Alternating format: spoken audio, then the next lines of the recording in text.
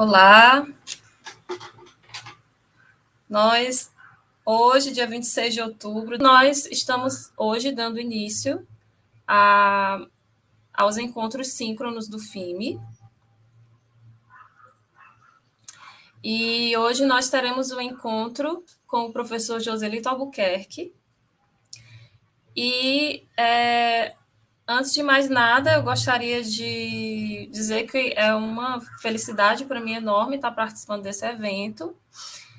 E eu gostaria de falar um pouco sobre algumas regras aqui do evento, né, para quem estiver aguardando, que é da turma do curso de violino estudos técnicos, e quiser tocar para o professor, nós passaremos o link para você acessar a sala do StreamYard, o estúdio, e você tocar para o professor, ok?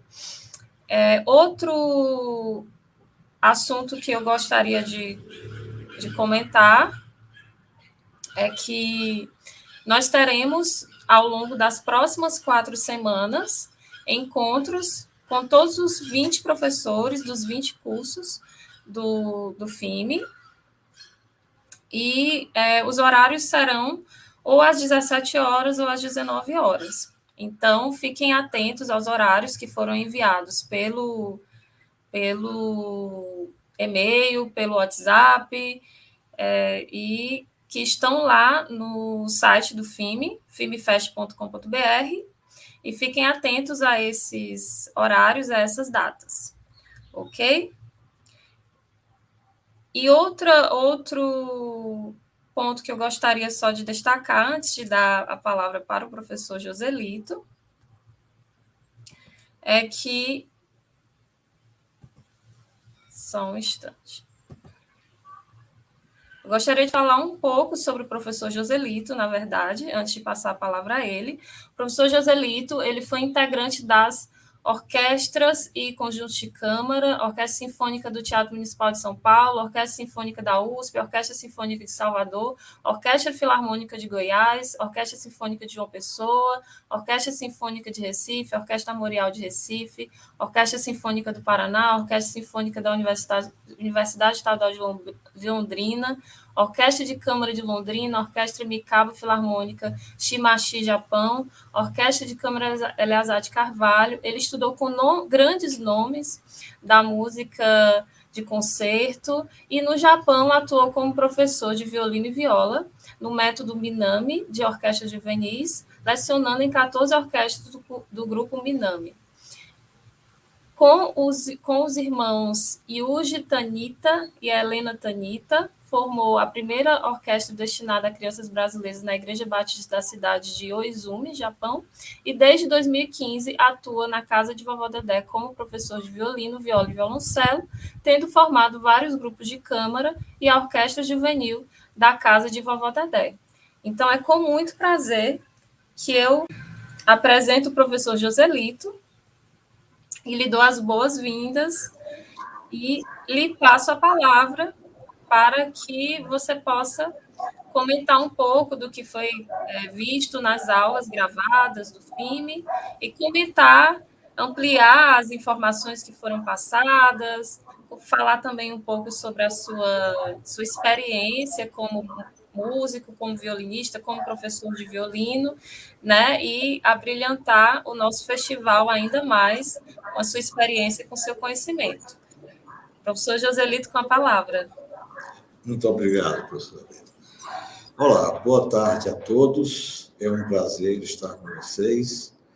É uma grande satisfação participar do FIME e poder dialogar com vocês sobre esses aspectos técnicos do instrumento que são tão importantes na vida do jovem, na vida do violinista, né? Principalmente nessa faixa de quem tem já 4 anos de instrumento e já está começando a tocar bem, né? E é justamente aí onde a gente precisa ter um encaminhamento técnico, né? Ter um trilho em que possamos andar tecnicamente e ter uma compreensão mais abrangente da técnica do instrumento. E aí nós começamos justamente por aí, né? Nós citamos alguns aspectos que foram vistos por vocês e agora estamos à disposição de todos. É um prazer respondê-los. Fiquem à vontade, sintam-se à vontade, vocês estão na casa de Vovó Dedé. Muito obrigado a todos. Então, professor Joselito, enquanto nós aguardamos a participação dos alunos e as dúvidas surgirem, eu gostaria de que você compartilhasse conosco um pouco da sua experiência como violinista, quando começou a tocar, pelos lugares que andou, as orquestras nas quais teve a oportunidade de participar. Uhum. Nos conte um pouco sobre isso. Sobre o início, né? O início foi com o maestro Alberto Jafé, que esteve aqui em Fortaleza a partir do ano de 73, aí meados de 73 para 74. Ele veio ao Ceará pela FUNARTE, Fundação Nacional de Arte. Na época, quem tinha a direção era o grande maestro Marlos Nobre, nosso grande compositor brasileiro, Marlos Nobre. E teve a ideia justamente de iniciar o projeto Espiral aqui em Fortaleza. E o violinista convidado foi o maestro Alberto Jafé, juntamente com a sua esposa, Deise Luca, que iniciaram o projeto aqui em Fortaleza, no SESI ainda, né? E durante algum tempo eu estive com eles, foi realmente uma experiência maravilhosa, porque quando o professor nos traz aquele primeiro amor pelo instrumento, pela música, o primeiro amor pela música, né? E eu considero hoje que o maestro Jafé e a professora Deise deixaram um legado realmente muito bonito. Eles não fizeram só músicos, eles fizeram uma família de pessoas, de amigos, que convivem até hoje, né? Mesmo os que não seguiram na música, eles todos têm contato, nós todos temos contatos uns com os outros, né? Apesar de que todos estão espalhados aí. Tem gente no Canadá, na Polônia, no Brasil inteiro e em vários outros países importantes, né, musicalmente falando, né? E essa foi a minha primeira experiência com música, né?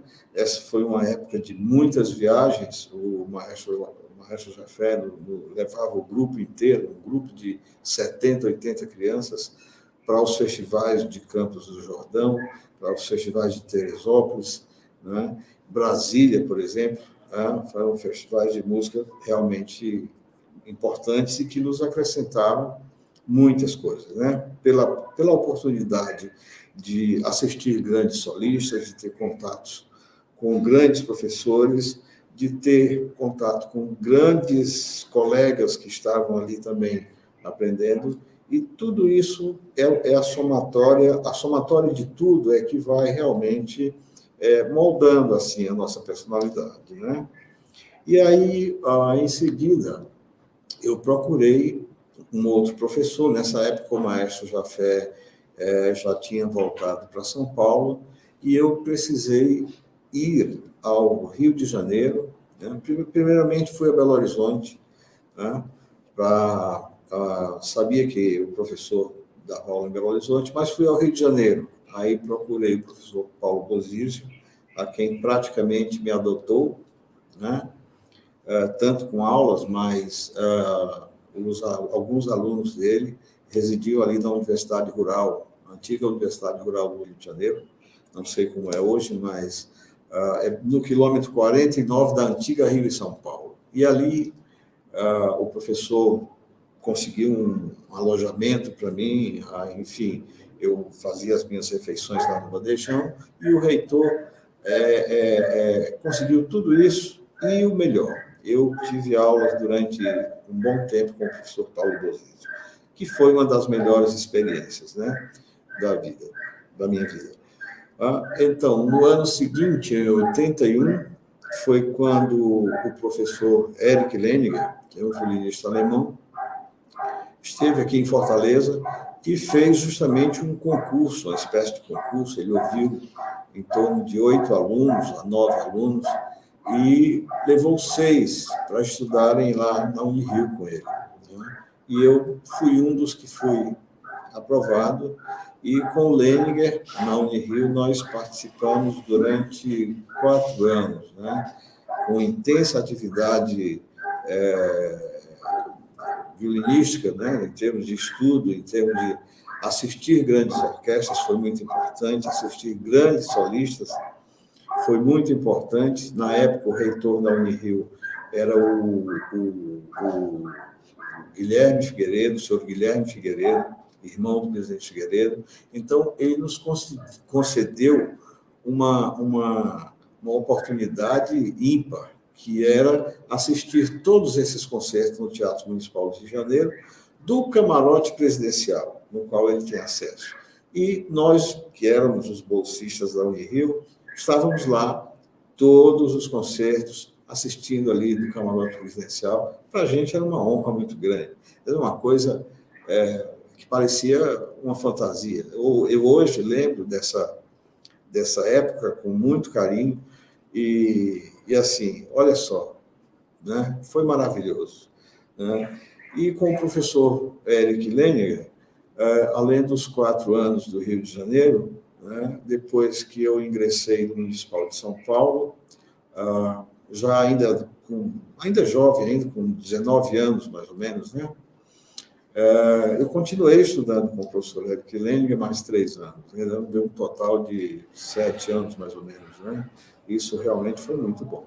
E aí, fiquei durante uns 4 anos no Municipal, depois fui para a USP, e aí eu queria realmente conhecer orquestras, conhecer o Brasil, conhecer, e fui mudando de orquestra de 2 em 2 anos, né?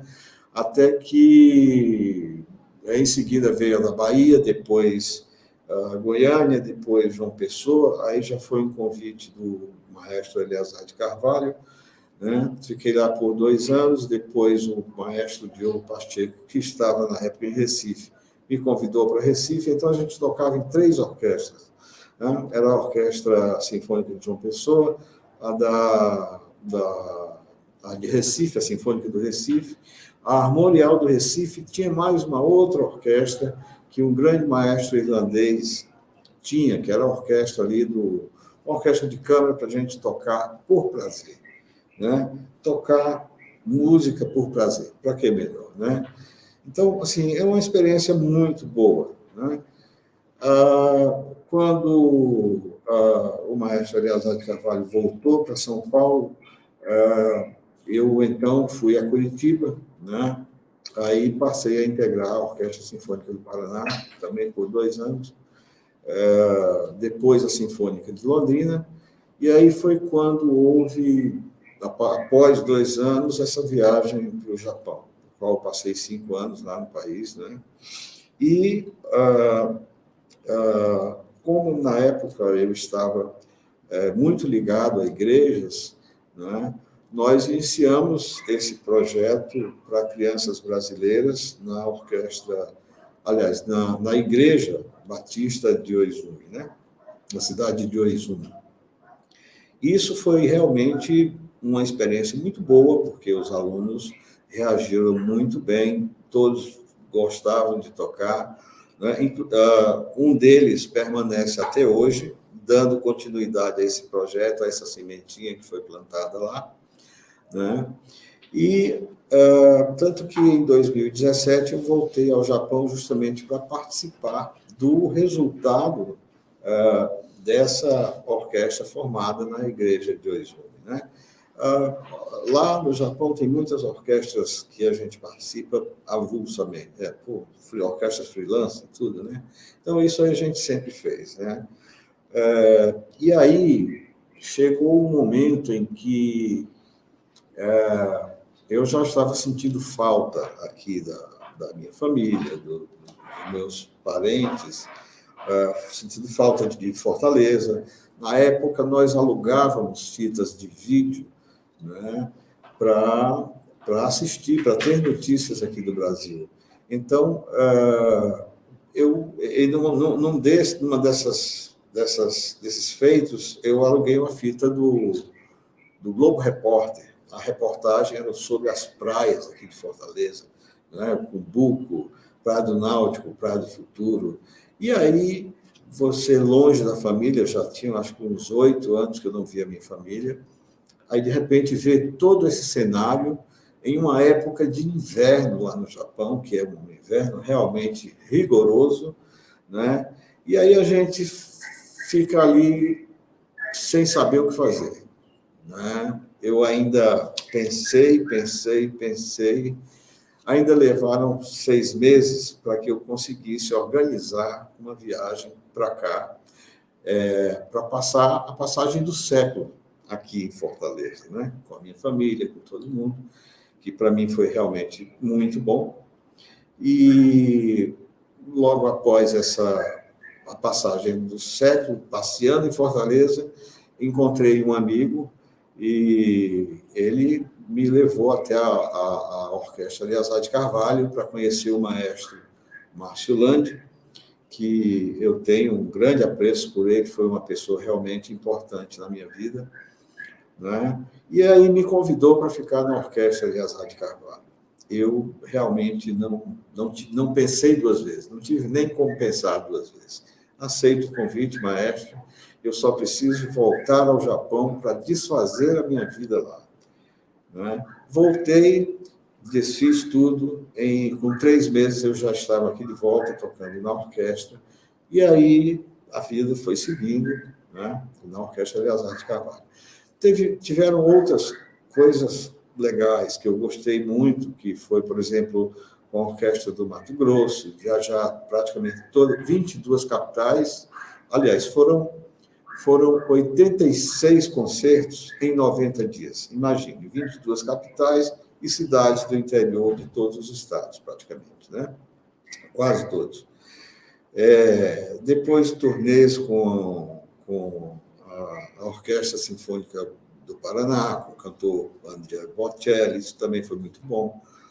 E essa é a vivência que a gente tem de músico, né? Músico viaja muito, né? Hoje a gente está aqui, de certa forma, eu sempre digo assim, dá uma ventania forte, a gente vai parar em um lugar totalmente diferente, né? E dessa forma eu participei de todos esses conjuntos, essas orquestras, né? O que eu considero realmente que me trouxe muita experiência, muita vivência, foi conhecer pessoas como o professor Moisés Mendel, o professor Curci de Almeida, o professor Rafael Garcia, os professores importantes do Brasil, os que estavam em cada orquestra, né? A gente procurava absorver conhecimentos, procurava tocar um pouco para cada e tudo, né? E a gente vai fazendo uma somatória de experiências que a síntese é realmente a segurança que a gente tem em participar, em tocar, né? Em ter uma visão musical, né? Em ter uma visão de como ensinar, a gente junta os assuntos que todos os professores nos passaram, né? Aí a gente constrói o nosso ideal de como lidar com as crianças, lidar com alunos, lidar com os jovens aí na faixa dos 15, e assim sucessivamente, né? E foi mais ou menos assim, né? Tem muitas outras coisas, mas eu acho que é uma história longa e eu não sei se seria, talvez fosse tomar muito tempo, né? Sei, Então, entendo. Mas já foi assim, dá para perceber por esse resumo da história, né? Que sim, foi uma experiência incrível, né? A experiência que você tem vivido como instrumentista, não foi, né? Está sendo ainda, né? sim, Uma experiência incrível, né? Que você conseguiu viver como instrumentista, como professor. E sim. aí, me ouvindo falar sobre o Japão, me veio uma curiosidade sobre o método Suzuki, né? E aí eu Sim. gostaria de saber se você trabalhou lá no Japão com o método Suzuki, como é que eles trabalham lá com o método Suzuki, como era que você trabalhava lá, atuando como professor com o método Suzuki. Lá, as crianças são ensinadas musicalmente desde os 3 anos de idade, em torno disso, né? Eu usei mais o método Minami, eu participei mais da orquestra Minami, que na realidade era um conjunto, na época, de 14 orquestras, né?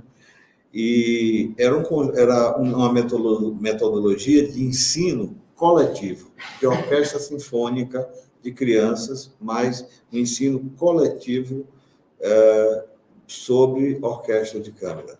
Aliás, sobre a orquestra sinfônica. Então, eles iam desde os 4, 5 anos de idade até os 15, quando o violinista já estava com 15 anos lá no Japão, já estava tocando realmente muito bem, né?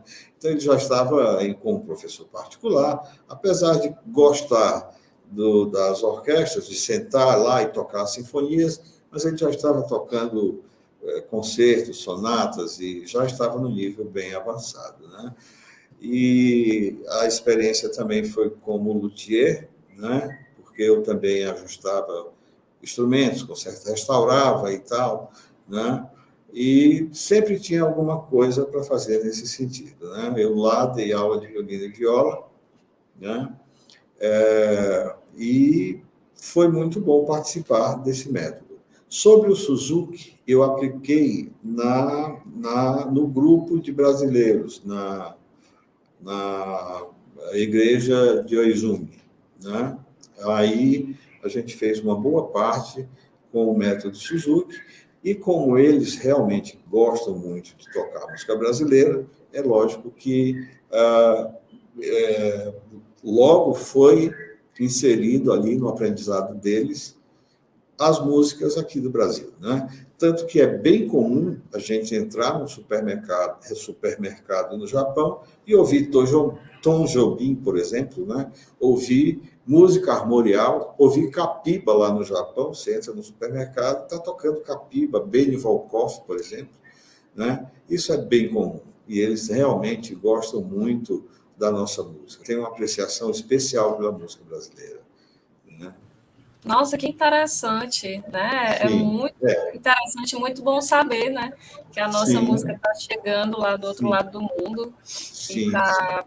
E aí eles têm curiosidade, assim, por aprender esses ritmos específicos, Sim, mais específicos, assim, de música brasileira. E esse sotaque nosso, né? Principalmente, assim, como é que eles interagiam, assim, e eles tinham interesse assim em tocar com esse nosso sotaque brasileiro também, né? Assim, sotaque musical, né? Soa, que um brasileiro tocando uma música brasileira soa de um jeito sim, e um europeu, uma pessoa sim, de outro continente tocando soa diferente, né? sim, Então, qual é certamente, o certamente. interesse deles assim com relação a esse sotaque brasileiro? Hum. como hoje em dia tem muito brasileiro no Japão, eles já estão mais adaptados à nossa música, né? Então, assim, basta citar que tem um barzinho em Tóquio, né, chamado Aparecida. E lá é onde se encontram os japoneses que gostam de música brasileira e todos os grandes músicos do Brasil. Ele é passagem obrigatória aí no bar Aparecida, né? E eu cheguei a tocar várias vezes lá, né? E enquanto a gente toca com a nossa ginga própria, né? A pessoa tocar Aquarela do Brasil lá, eles começam a cantar em português, ainda que com o sotaque ainda um pouco diferente, né? Um pouco puxado. Mas se a gente tocar, por exemplo, alguma música de Tom Jobim, Água de Beber, por exemplo, eles começam a cantar. Eles são extremamente organizados e interessados em participar da nossa cultura, né? Para eles é um orgulho a música brasileira. E a gente sente isso na personalidade deles. É quando eles realmente se soltam mais, né? Eu presenciei uma vez, quando eu comecei a tocar Aquarela do Brasil, acompanhado de um violonista brasileiro, eu presenciei uma dança de alguns japoneses ali no bar que sambavam tão bem quanto algum carioca ou algum paulista dançando samba, né? Então, isso realmente é muito gratificante, né? Eles têm um gosto muito bom, muito apurado pela nossa música, né? E um interesse muito, muito bom pela nossa cultura, né? Tendo em vista que, por exemplo, o dono do Aparecida, ele está sempre aqui no Brasil, levando coisas para lá. Diga-se de passagem, quando a gente entra no bar Aparecida, nós temos ali uma foto ali de uns 3 metros por 3, né? Nós temos uma foto, imagine de quem? Do Belchior, nosso grande cantor, nosso grande conterrâneo, né? Então, assim, quando a gente chega, a gente já tem esse panorama, uma foto gigante assim na parede, foto Belchior. Então, assim, para mim já me foi muito familiar, né? E aí eu tive uma surpresa muito grande, que quando eles foram apresentar os músicos, né? Eles pegaram alguns CDs, né? Que lá ele tinha o LP, na realidade, né? Do Milton Nascimento, o Ayuarete, né? Quando eles foram apresentar, eles falaram, aqui é o Joselito, o Cristiano, e aí falaram, olha, o Joselito participou com o Milton Nascimento dessa gravação do Ayuarete, mostrou mais uns outros 2 LPs, não mostrou o CD, mostrou o LP, que na época, isso foi gravado nos anos 80 ainda, né? Tinha o LP. Tinha o CD também, mas ele mostrou o LP, que foi o primeiro. Então, assim, fiquei muito feliz, né, com essa ida. Fui várias vezes a tocar lá, né? E foi sempre muito bom, foi uma experiência realmente muito boa, né? Adorei. Então, eu estava falando que é maravilhoso, né, ouvir essas histórias, saber sobre essa imagem do Belk que tem assim, né, exposta, que coisa linda, que coisa maravilhosa, né, saber que a nossa cultura está chegando tão longe, né. E agora, assim, especificamente falando sobre violino, sobre estudos técnicos em violino, né? E mais especificamente, assim, a minha primeira pergunta, né, relacionada a esse tema, que eu acredito que sejam perguntas, curiosidades, perguntas que habitem as mentes de muitos jovens estudantes de violino. Quais os principais estudos técnicos de arco que são importantes assim para a pessoa conseguir tirar um bom som, né, com o arco, que é uma parte do instrumento, né, do violino, que é fundamental. Você precisa, é como se você tocasse 2 instrumentos, na verdade, né? O violino e o arco do violino, né? Então, eu queria saber se você poderia elencar alguns dos principais estudos técnicos de arco, de violino, que são importantes para todo violinista conseguir ter um bom som a partir da utilização do arco. Certo.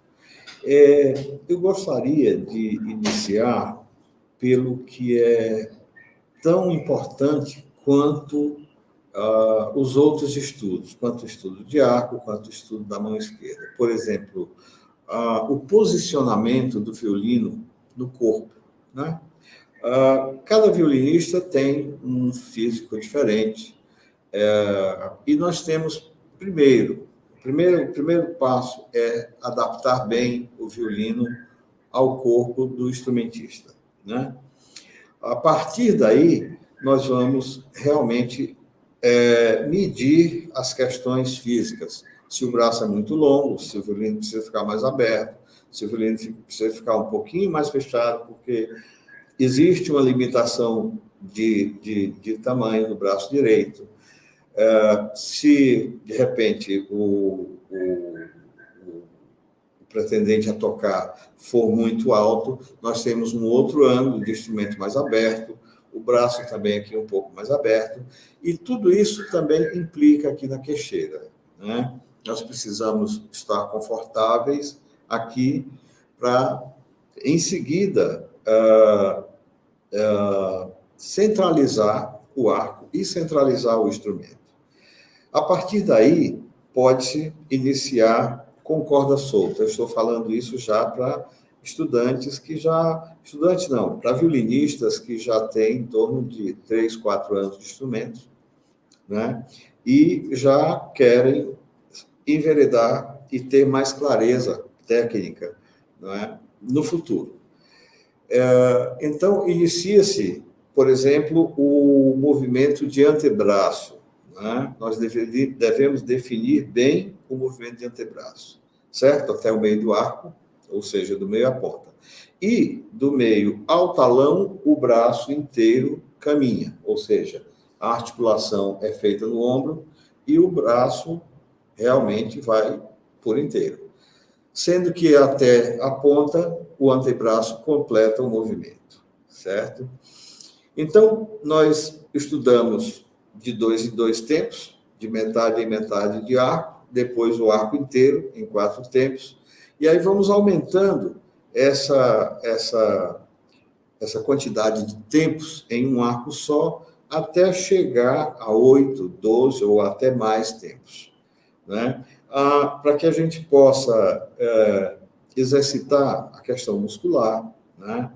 Para que a gente possa também entender que na ponta existe uma posição de arco, eu vou talvez mostrar aqui um pouquinho, né? Na ponta existe uma posição de arco em que o arco ele está aqui já entrando no final da segunda falange, né? Então, quando ele vai para o meio, o indicador sai até praticamente metade da segunda falange, e quando chegamos no talão, ele vem realmente aqui para o início da segunda falange, né? Então, por que isso? Se nós realmente levarmos o arco com a posição de ponta até o talão, o que é que vai acontecer, né? O pulso vai dobrar, e isso realmente não condiz mais com a técnica atual. Isso já existiu no futuro, segurar o arco. No passado isso já existiu, mas agora o ideal é manter o pulso mais reto e ao cotovelo na altura desse botão do arco. E aí nós temos 4 ângulos. Se for na ponta, corda Mi, corda Lá, corda Ré, corda Sol, e assim sucessivamente. Se estamos no talão, corda Mi, corda Lá, corda Ré e corda Sol, e o cotovelo sempre acompanha em uma linha horizontal o botãozinho do arco, tá? Para fazer esses exercícios de sonoridade, nós precisamos também de maleabilidade dos dedos, né? E sobre a mudança do arco no talão, para evitar justamente aquele creque, o famoso creque, né, nós temos que fazer movimentos circulares, né? Nesses instrumentos não existem movimentos retos, a gente não toca de forma reta, assim, né?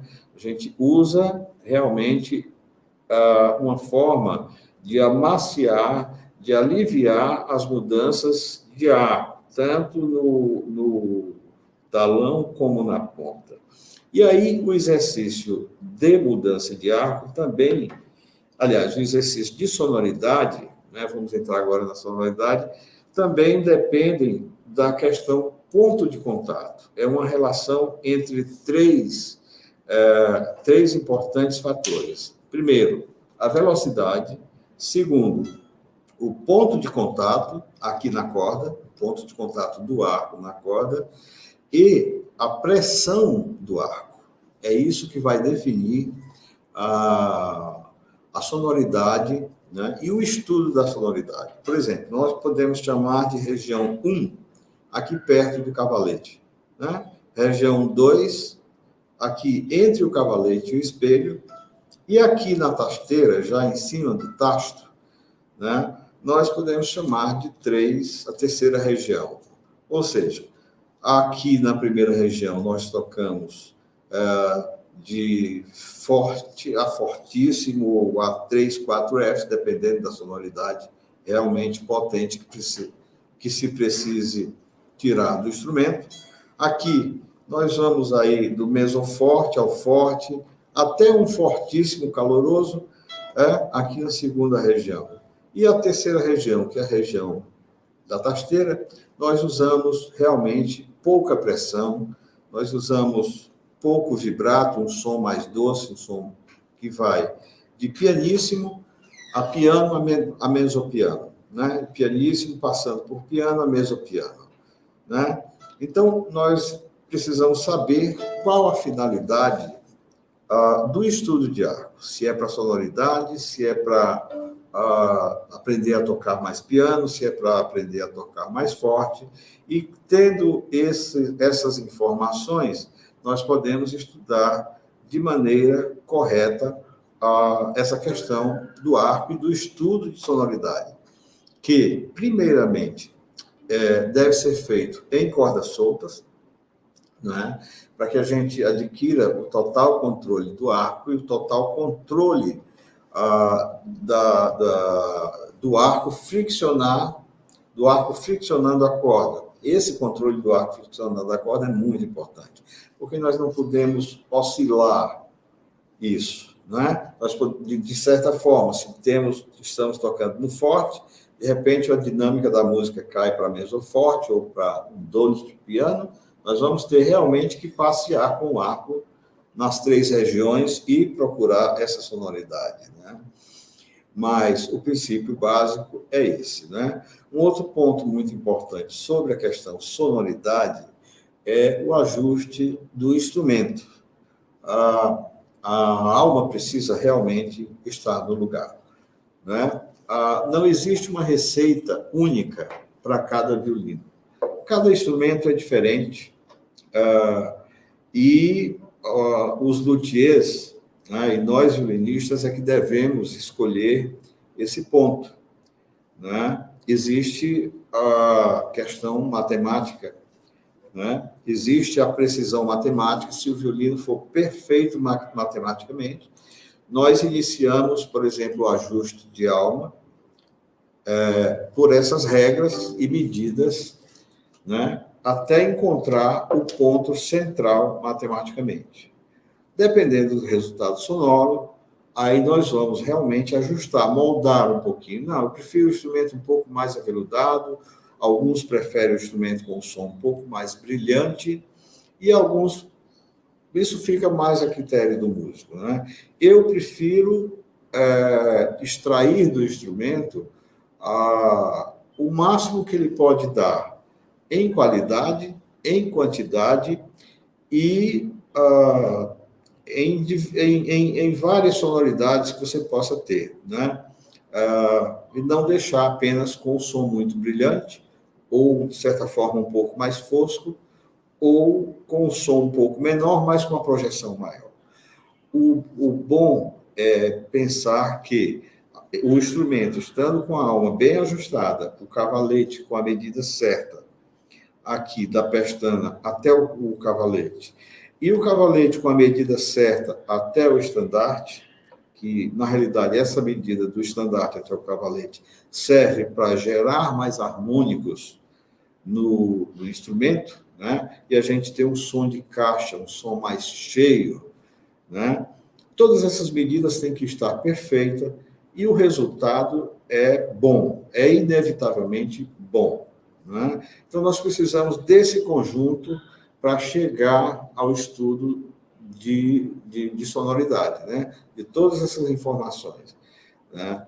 E assim, nós, com o passar do tempo também, depois de começar a estudar, nós colheremos esses frutos depois de um mês, dois, três, para cada músico isso vem de forma diferente, né? Alguns adquirem rapidamente, alguns demoram um pouco mais, isso é uma reação do instrumento com o músico. O instrumento se adapta ao músico, e o músico se adapta a essas mudanças todas que acontecem com o instrumento. Por exemplo, mudanças climáticas. De repente, você mora em um estado que tem muito frio, é um estado frio, é frio seco. Aí, de repente, vem para um lugar de clima quente, em que é muito quente e úmido. O instrumento muda completamente a sonoridade, né? Então, nós temos que ter essa flexibilidade, né, de nos adaptar às mudanças do instrumento, né? E o ideal sonoro, nós devemos ter. De que forma? De que forma?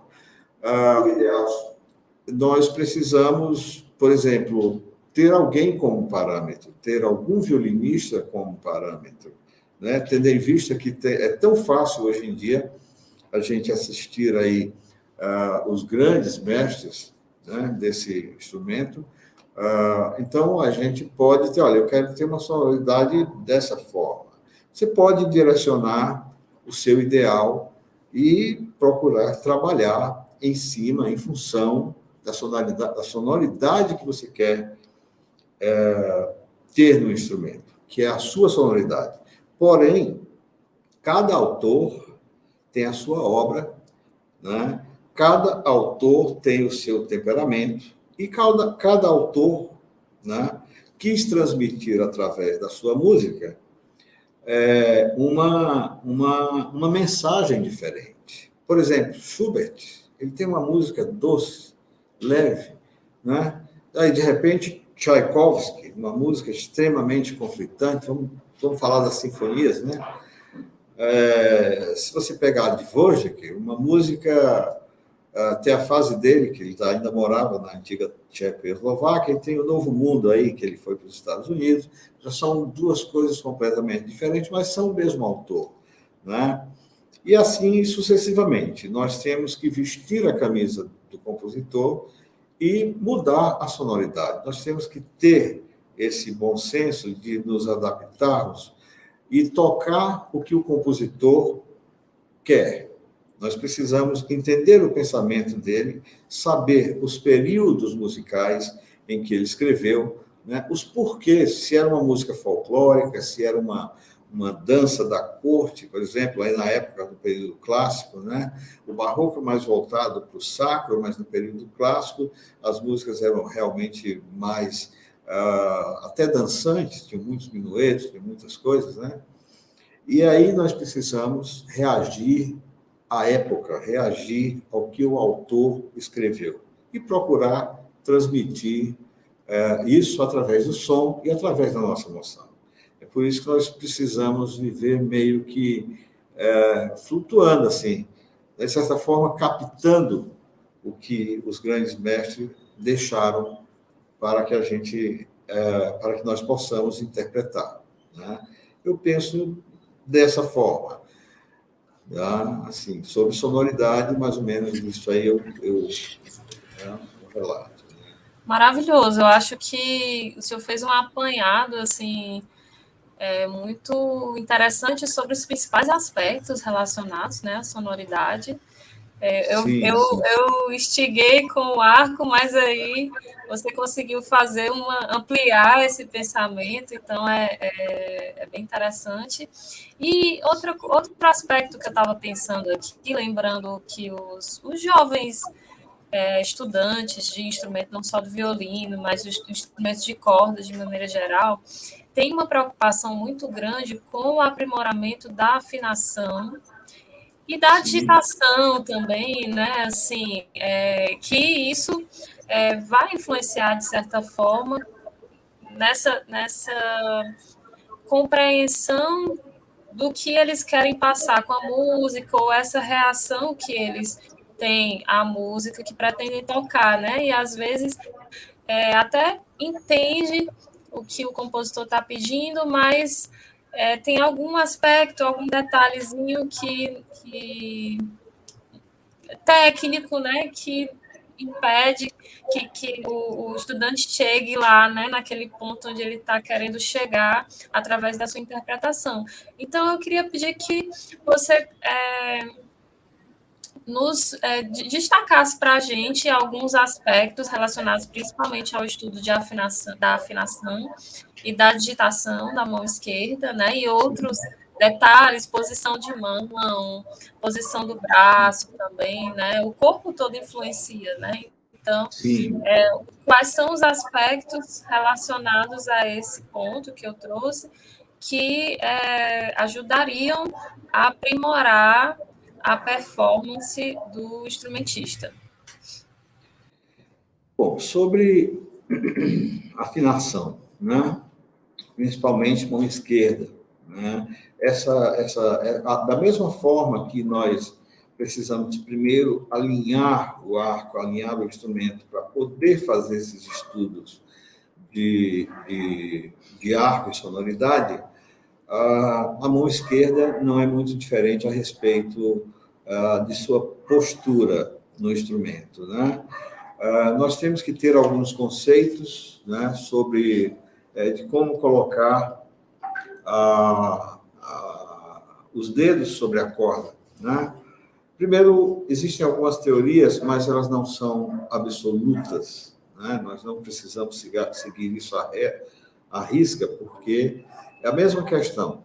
Altura, né? Estatura mais alta, um pouco mais baixa, tudo isso influencia. Então, para quem tem uma mão realmente muito grande, né, a regra manda colocar o segundo dedo entre primeiro e segundo. Aliás, o polegar entre primeiro e segundo dedos, né?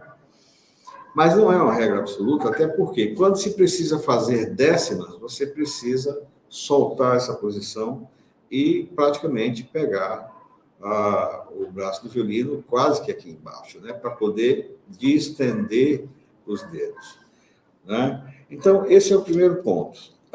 Se estamos tocando sobre a corda Mi, os dedos devem estar postos sobre a corda Mi, corda Lá, corda Ré e assim sucessivamente, né? Para isso também nós devemos entrar com o cotovelo. Nós temos 4 ângulos de cotovelo, né? Se temos aqui a corda Mi, o cotovelo ele tem uma posição relaxada aqui. Se aí precisamos a corda Lá, ele sobe um pouco mais. Se temos a corda Ré, um pouco mais, e a corda Sol entra um pouco mais. E aí vamos pensar, então, nas posições agudas. Então, o polegar permanece no primeiro dedo, aí, entre o primeiro e o segundo dedo, né? E ele vai subindo. A partir da 4ª posição, o que acontece é que a mão já não encosta mais no instrumento, e isso já vai saindo. É aí quando nós entramos com o braço para poder tocar nas posições mais agudas. Isso nas cordas Lá e Mi, por exemplo, né? Então, cordas Ré e Sol, essa é realmente uma posição realmente aguda, né, em que nós precisamos ter esse ângulo de cotovelo aqui, esse 4º ângulo, né? Então, o próximo passo seria justamente falar sobre o ajuste do instrumento. Nós temos aí a vibração das cordas, né? Então, se nós não temos a alma do instrumento no lugar, essa corda ela não vai se fragmentar no lugar certo, ela não vai se dividir no lugar certo. Nós temos aqui no violino o lugar da nota Lá, por exemplo, na corda Mi. Mas se a alma e o cavalete estão fora de medida, na realidade a afinação vai estar em um ponto e a fragmentação da corda, ou seja, o lugar onde ela produz os harmônicos e produz uma melhor sonoridade, vai estar um pouco mais à frente. Então, em um violino mal ajustado, a gente nunca vai ter um estudo de afinação coerente, até porque a sonoridade de caixa cheia do instrumento puxa o dedo um pouco para frente, só que ele acaba alterando a afinação, né? Seja ela para cima ou para baixo. Eu vejo a afinação como se ela fosse um círculo dividido ao meio, tendo em vista que os dedos nunca caem no mesmo lugar, e nós temos sempre que ter vigilância absoluta em relação à afinação, absoluta 24 horas do dia. Você pode estar tocando, sonhando com música, tem que ter a vigilância, senão a gente acaba desafinando. E aí, qual é o caminho para a afinação? Tendo em vista que o violino não tem os trastes do violão, não tem indicações de onde colocar os dedos, né? Nós podemos errar por comas, por algumas pequenas, né, desafinações, mas que resultam de maneira forte, né? Então, basta que o dedo não caia no lugar para que o instrumento fique fosco, a sonoridade fica apagada. Então, quando o instrumento é muito brilhante, isso é um dos sinais de que a afinação também está muito perfeita, né? Ele vibra por inteiro, tem um som cheio e bonito.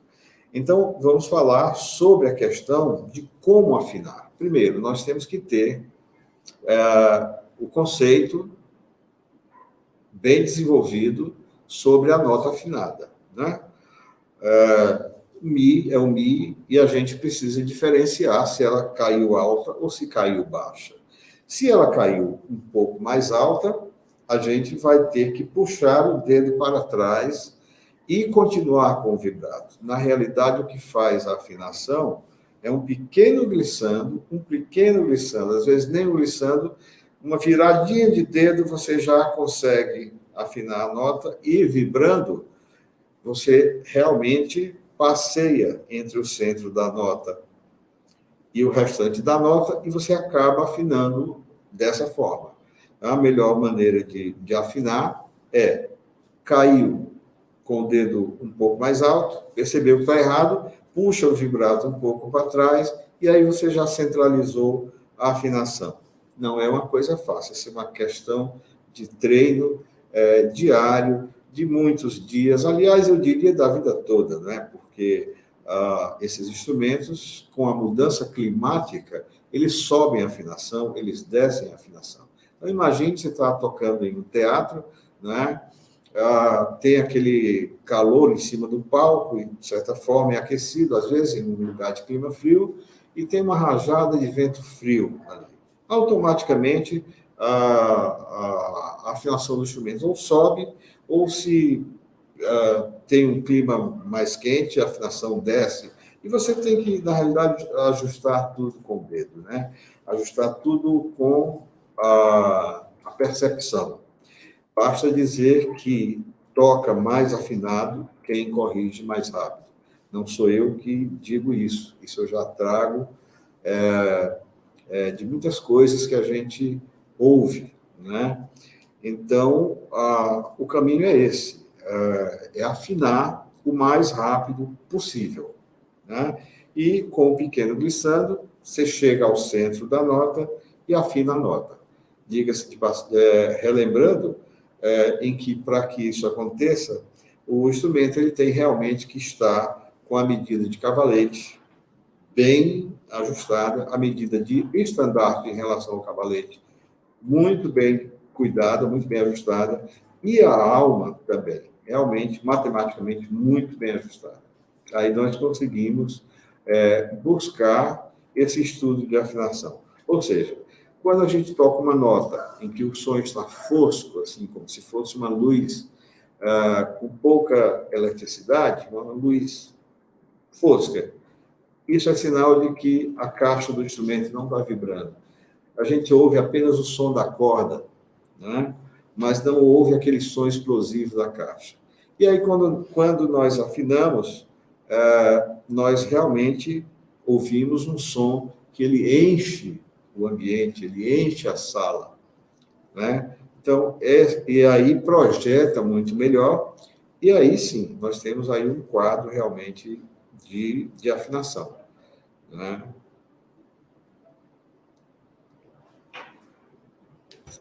Opa, voltei. Outro aspecto também que eu estou pensando aqui que é interessante, né, para que as pessoas às vezes têm dúvidas sobre o que estudar, né, quais os estudos técnicos que são mais importantes, que são aqueles que não podem faltar no estudo diário da pessoa que está no período de formação, período intermediário da formação, né, que está ali uns 3, 4 anos de estudo já, né, além do estudo de corda solta, que você apontou anteriormente, todos esses aspectos relacionados ao arco, à intenção da interpretação do repertório, e agora Sim. esses aspectos relacionados à afinação, à mão esquerda, enfim, quais são os estudos mais importantes, né? Assim, aqueles que não podem faltar. Certo. Eu vejo da seguinte forma: quando nós temos aí milhares e milhares de métodos, né? Alguns métodos têm estudos com a mesma finalidade, né? Nós temos, por exemplo, Kreuzer, Fiorillo, Gaviniesi e outros aí, Mazas, todos eles têm, às vezes, alguns estudos com a mesma finalidade.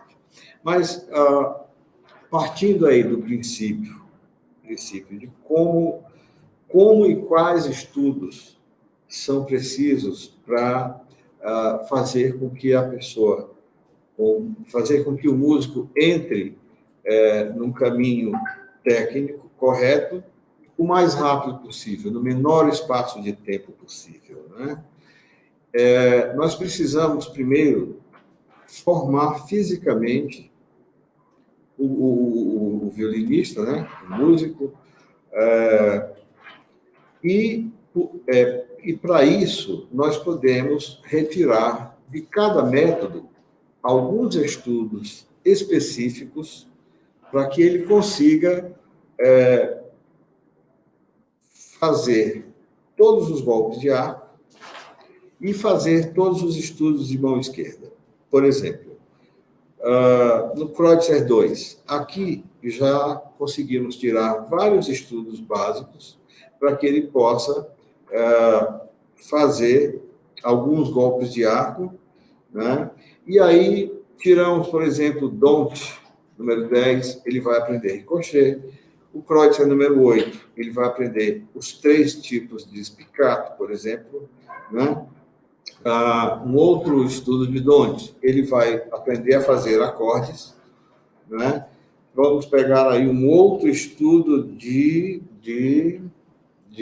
Kreutzer, que ele vai aprender. Não, agora vamos falar um pouquinho da mão esquerda, somente sobre mudanças de posições em bloco, né? E depois mudanças de posições com aproximação dos dedos, que aí já é um pouco mais avançado, porque esse já é um estudo preparatório para as escalas de flash, né? O que se estuda nas escalas de flash, na realidade, é o que vai se estudar nas músicas que nós vamos tocar e vai ser usado durante toda a nossa vida musical, né?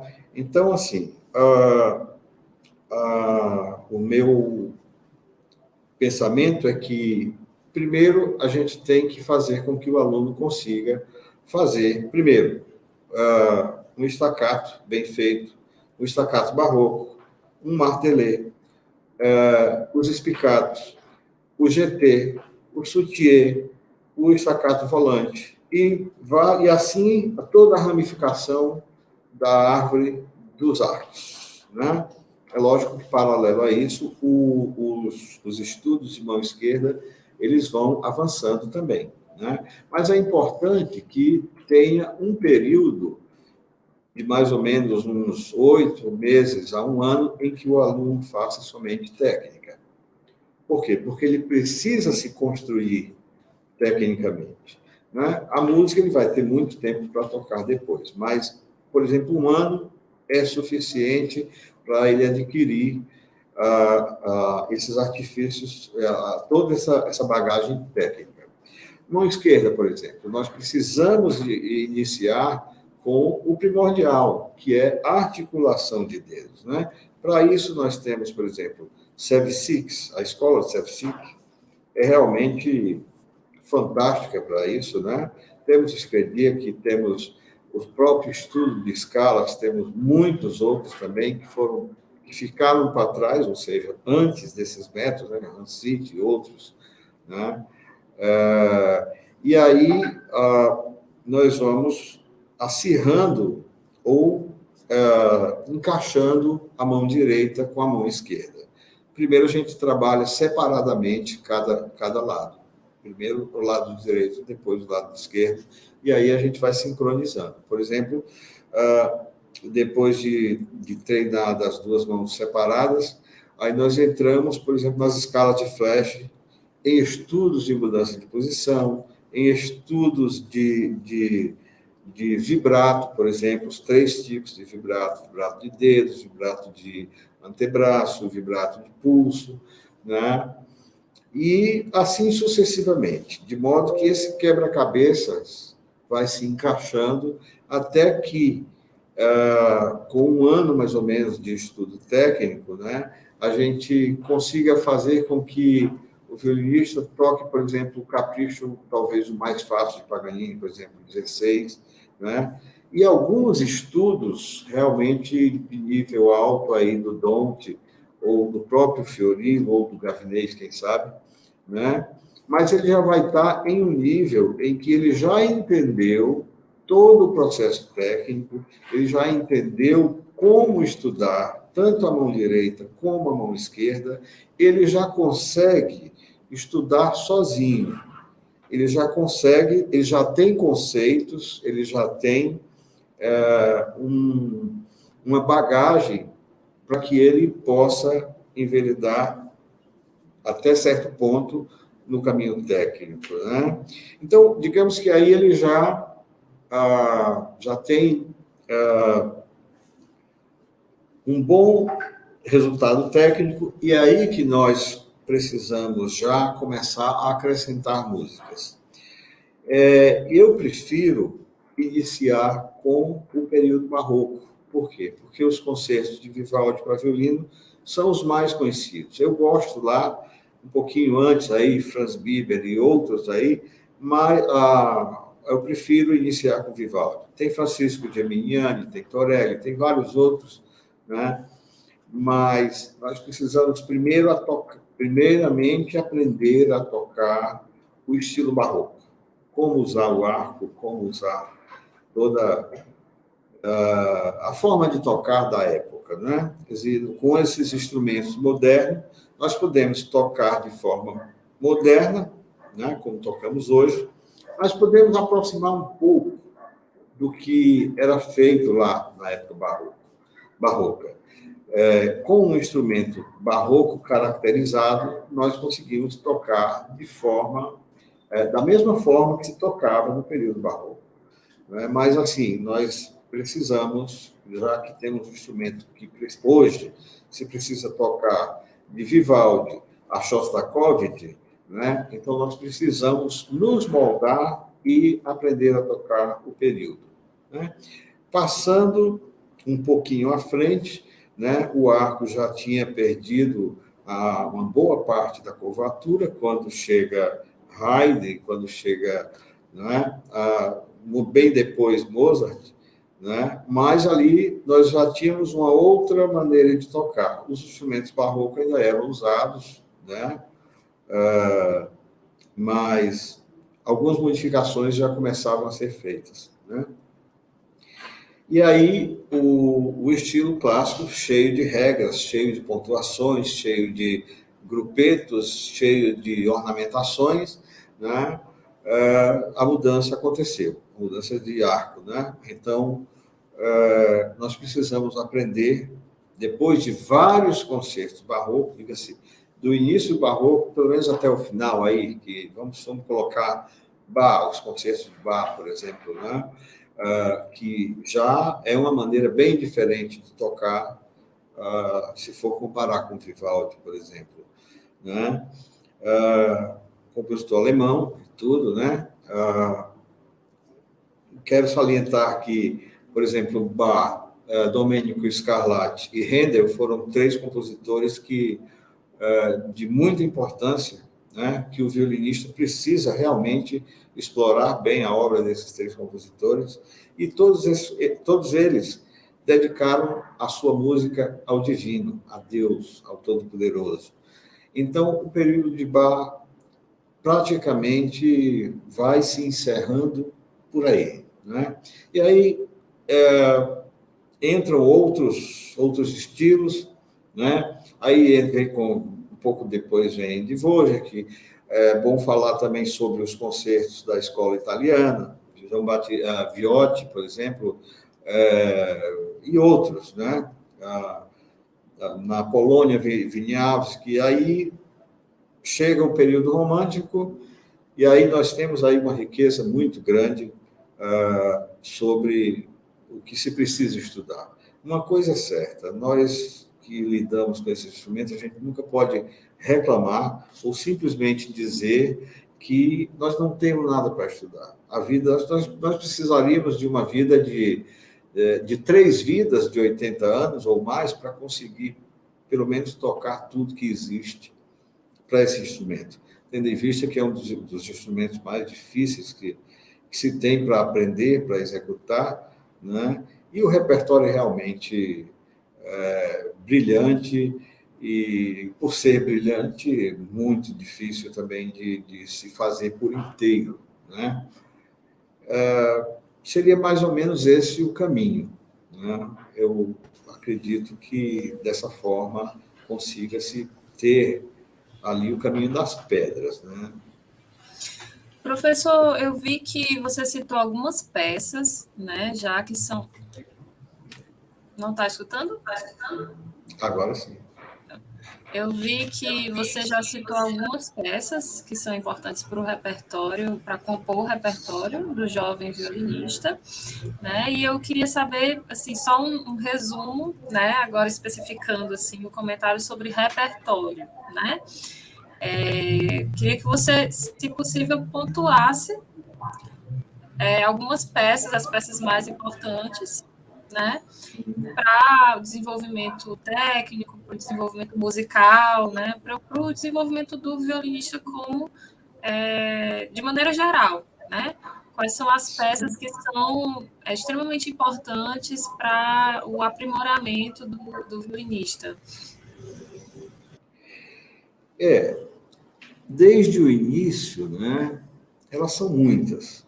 Desde quando se inicia a tocar, já no início do caminho, tem muitas peças, né? Vamos pontuar, então, algumas que estejam mais ou menos aí nesse nível de 3, 4 anos de violino, já após ter feito um trabalho técnico, né, dessa forma, né, em que o músico já esteja um pouco mais solto aqui com o braço, com a mão esquerda. Então, vamos iniciar aí com Vivaldi, por exemplo, concerto em Lá menor, concerto em Si bemol maior. Ele escreveu um monte de concertos, né? É melhor falar assim que fica super bem, eu acho assim. Concertos em dó maior, concertos para 3 violinos, para 4 violinos, né? E começar com Vivaldi, né? Antes tem Geminiani, tem Torelli, tem vários outros, né? Mas começar com Vivaldi. E aí, quando vamos pular aí um pouco, né? Por exemplo, os que não podem faltar, os concertos de Haydn em sol maior, em dó maior, por exemplo. Esses dois também não podem faltar, né? Porque é a base do entendimento que ele vai ter sobre a execução da música do classicismo, né? Aí, outros que, vamos pegar pontualmente, Mozart, né? Mozart tem o concerto número 5, que eu acho que o quinto e o terceiro e o quarto são os mais tocados, né? Os outros também, hoje em dia tem muita gente tocando, né? Mas os grandes solistas não sempre gravam o terceiro, o quarto e o quinto concerto de Mozart. São obrigatórios, né? Passando aí, os concerto de Mendelssohn, por exemplo, em Ré maior, aliás, Ré menor e Mi menor, por exemplo. Nós já estamos entrando já em uma outra fase musical, né? Após isso, já se pode pensar em concertos de Max Bruch, por exemplo, aí já no romantismo, concertos de Tchaikovsky, concertos de Beethoven, né? E aí, assim sucessivamente, é uma lista realmente grande desses concertos, né? E todo violinista deve, pelo menos, estudar esses concertos, né? Alguns seguem carreira de quartetistas ou fazem um trio de violino, cello e piano, mas todo mundo precisa passar por essa trajetória, né, de peças, sem contar nas sonatas. Estamos falando de concertos de violino, né? Falando de sonatas para violino e piano, Beethoven tem milhares. Vamos começar pela La Folia de Corelli, ali, lá no comecinho do Barroco, depois sonatas de Vivaldi, sonata 2, sonata 3, né? Sonata para dois violinos, cembalo e viola da gamba, ou violoncelo, né? Esse de Vivaldi tem muito, e tem muitos outros compositores, né? Isso passando aí depois para trios, né? E quartetos com piano, né? E isso vai se enveredando, né? Por caminhos que vão lá no extremo classicismo, aliás, no extremo romantismo, né? De uma maneira maravilhosa, né? São lindíssimas. Aí, de violino solo, por exemplo, né? Que é também o foco dos violinistas, né? Tem muita coisa, né? De nível técnico altíssimo, em que os músicos devem explorar esse terreno, né? Por exemplo, para violino e violão, tem 12 sonatas de Paganini, por exemplo, 6 para violino e violão e 6 para violão e violino, né? Ou seja, ele transfere as dificuldades aí de um instrumento para o outro, né?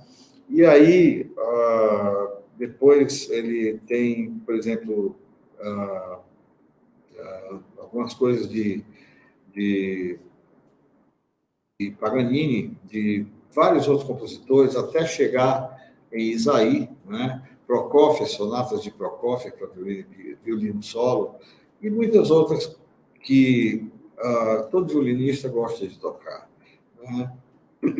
Tendo em vista que, quando se chega, por exemplo, às sonatas de Isaí, aí já o violinista já chegou em um patamar realmente muito alto, né?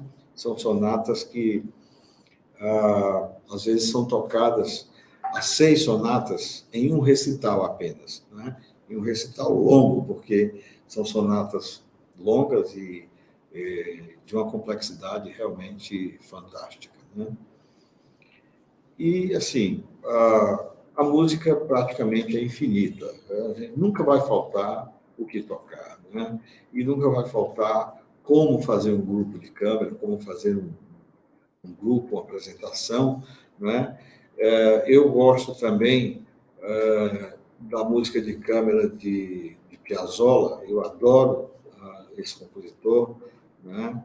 Falando agora da nossa região, a música nordestina, principalmente a música armorial, a nordestina e a armorial em especial, né, que faz parte do movimento lá que iniciou com o Ariano Suassuna, mas também tivemos aí os compositores da música aí nesse período, né?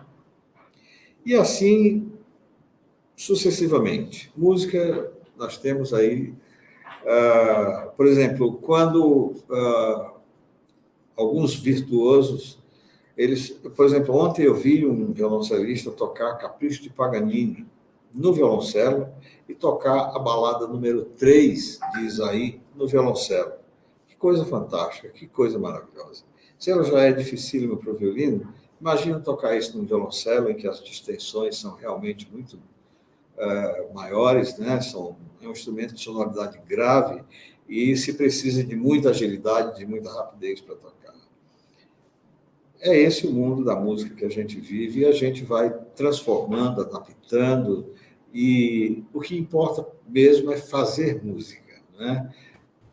Desde que a gente tenha aquela satisfação interior, né, em que o nome do instrumento, né, a viola, por exemplo, né, nos traz, que é, ou seja, do latim vitula, que é ter prazer em tocar um instrumento musical.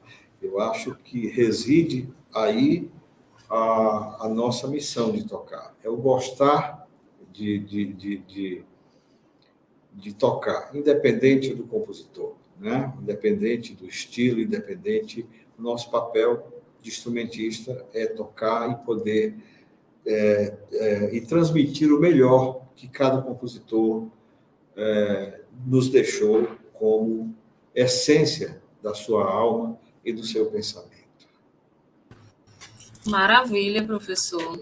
E aproveitando esse clima, né, já de um comentário mais geral sobre música e sobre a relação do músico com o seu instrumento, eu gostaria de pedir que já nos nossos momentos finais, né, que você deixasse um conselho, uma dica, um pensamento, né, para os jovens violinistas, os jovens instrumentistas que estão nesse dia a dia estudando muita coisa para estudar e às vezes se sentem meio perdidos com relação a essa quantidade de informação, né? E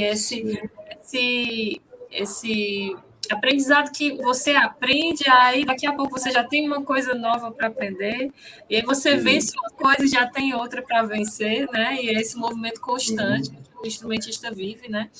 Então, as suas considerações finais, o seu conselho, sua palavra para o nosso público.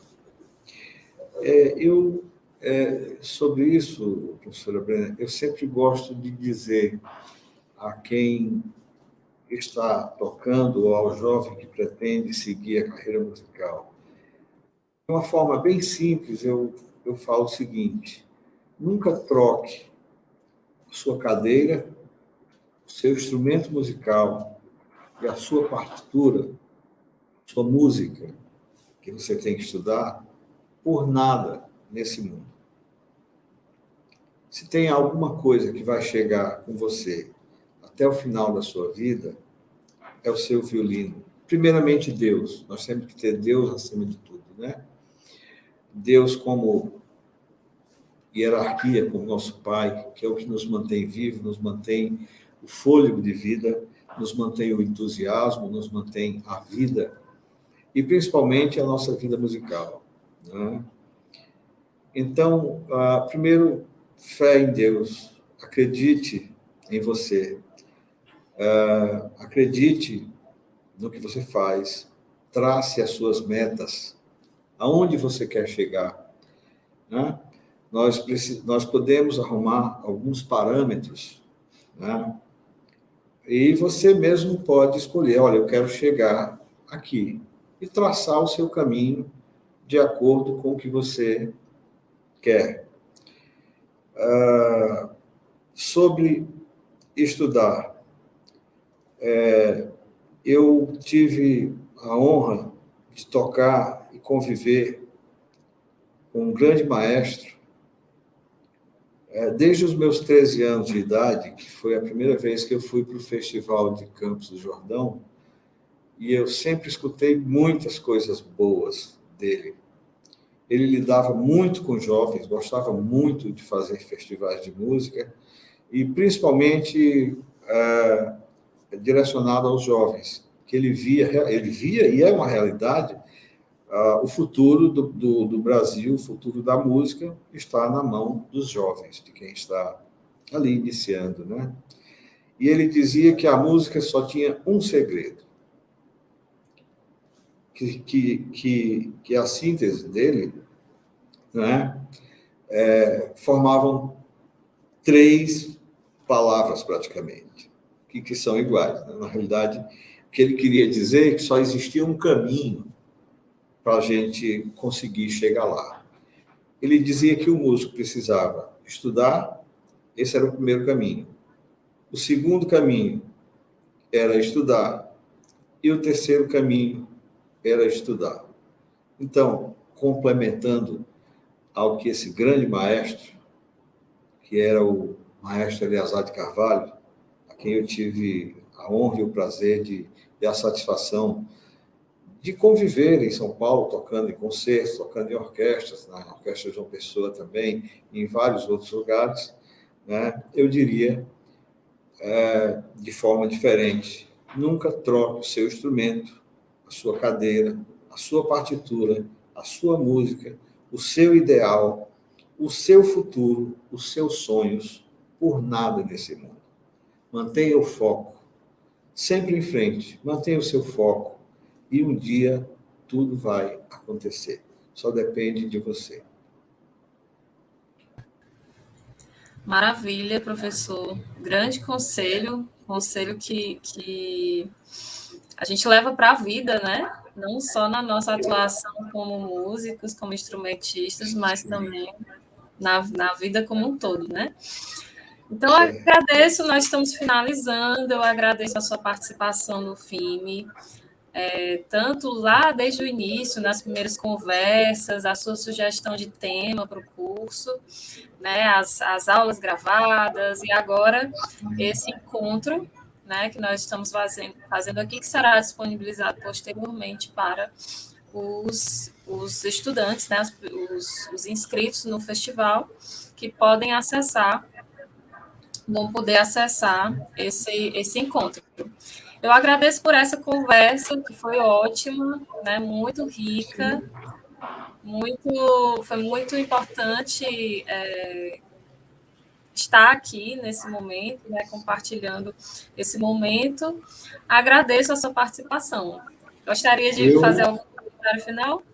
Sim, quero realmente agradecer, né, a maravilha de poder participar do FIME, né, de transmitir através dessa janela para o mundo esses pensamentos, né? Agradeço, parabenizo a Casa de Vovó Dedé por essa iniciativa ímpar, né? Essa iniciativa realmente louvável. Parabenizo a toda a equipe do FIME, pois o festival está sendo, a cada dia a gente tem uma surpresa maravilhosa, né? Estou gostando muito de interagir com toda essa questão de aulas e filmagens e tudo, né? E só tenho de coração a agradecer a todos, né? Obrigado, a professora Brenda, obrigado a todos, Casa Valdedé, e vamos em frente, né? Muito obrigado a todos que participaram das aulas, né? E sigam em frente, sempre firme, sempre com muita vontade, muita garra e muita fé. Muito obrigado a todos. E nós encerramos aqui esse encontro do FIME com o professor Joselito Albuquerque, do curso Violino, Estudos Técnicos, e seguimos para os próximos encontros que virão. E eu desejo uma boa noite a todos que estiveram aqui e que estão assistindo no YouTube, né? Um bom dia, boa tarde, boa noite para quem estiver assistindo em qualquer horário. E é isso, ficamos por aqui. Um grande abraço.